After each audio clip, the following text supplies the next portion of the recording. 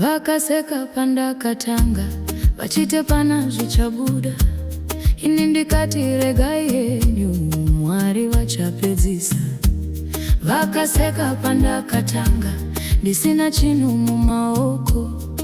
Chidiki chandakatanga chaiva nembeu yeramangwana.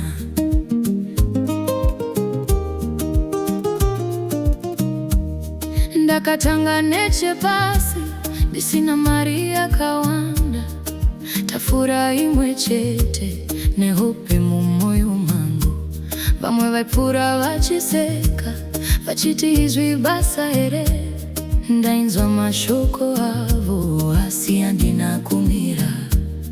Mangwanani ndaimuka ndichiedza zvakare. Zvishoma nezvishoma nzira ichivhurika. Usaseka pandakatanga, hausati waona magumo. Chidiki chiri mumaoko angu, Mwari vanogona kuchikudza. Usaseka pandakatanga, nasi mbeu chete. Mangwana kana yakura, uchaona muti wacho.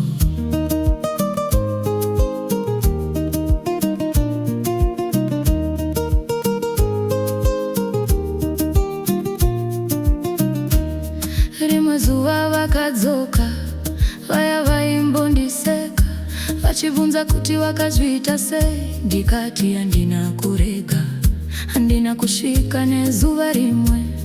Ndakavandika mukazwe, pandakashaya ndakadzidza, pandakatadza ndakagadzirisa.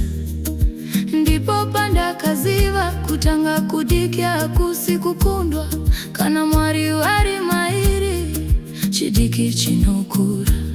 Saka iwe uri kutanga, usanyare nezvishoma. Usafananidza rwendo rwako nerwemunhu ari mberi. Tora chawakapiwa, tanga nacho nasi. Mwari vanogona kuvakaka kubva pachinhu chidiki.